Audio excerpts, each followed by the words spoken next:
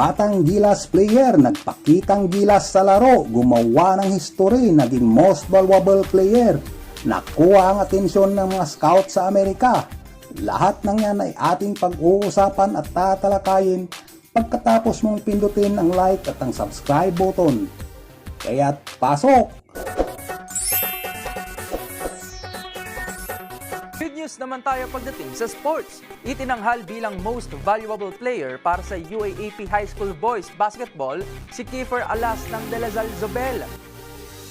Nakaraang buwan nga ay tinanghal na UAAP High School Boys Basketball Most Valuable Player ang 18-year-old 6'2" guard batang gilas player na si Kiefer Alas.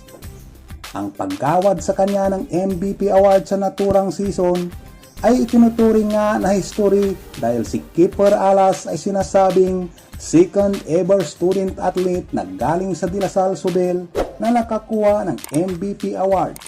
Bukod kay Aljon Melicio noong UAAP Season 78 taong 2016. Sa naturang tournament ay nag-average na siya rito ng 20.7 points, 11.14 rebounds, 4.93 assists at 1.7 steals per game. Dahilan para makuha niya ang pinapangarap na MVP award at mapasama sa UAAP High School Boys Mythical Team.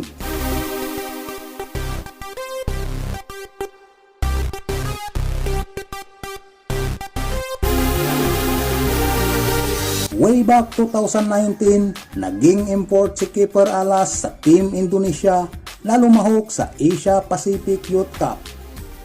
Hindi man niya nakuha ang kampyonato sa kompetisyon na iyon, nagpapasalamat naman siya dahil nagbigay ito ng magandang development sa kanyang basketball career sa napakabatang edad.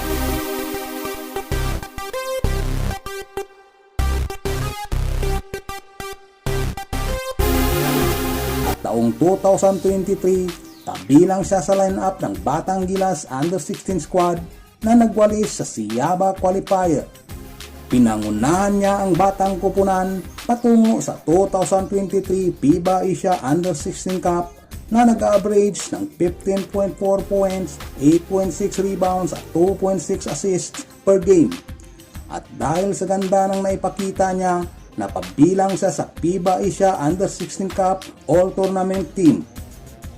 Nakuha ng Batang Gilas Under-16 squad ang 4th place at na-qualify ito sa 2024 FIBA Under-17 Basketball World Cup na sa kasamaang palad ay hindi rin siya nakapaglaro dahil sa inindang injury.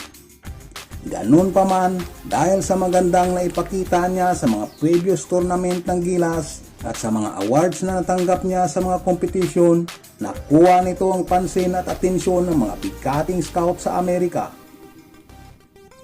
Sa isang mapagkakatiwalaan at prominenteng basketball scouting page, kasama nga si Kiefer Alas sa mga listahan ng nasa top prospect players sa buong mundo.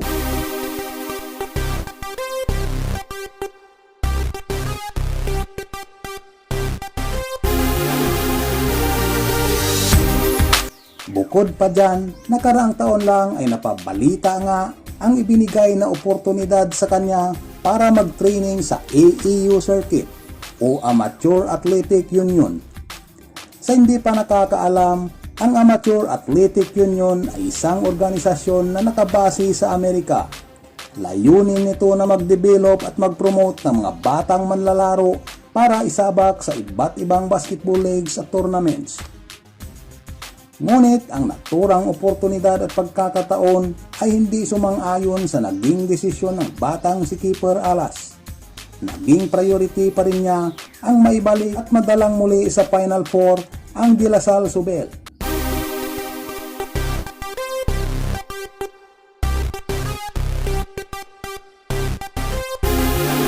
At ngayon nga, pagkatapos niyang makuha ang UAAP Juniors Basketball MVP, nagdesisyon ito na tumungo muna sa Australia para sa isang buwang training na ayon sa kanya pagkatapos nito ay saka pa siya magdidesisyon kung ano ang magiging next move ng kanyang kampo.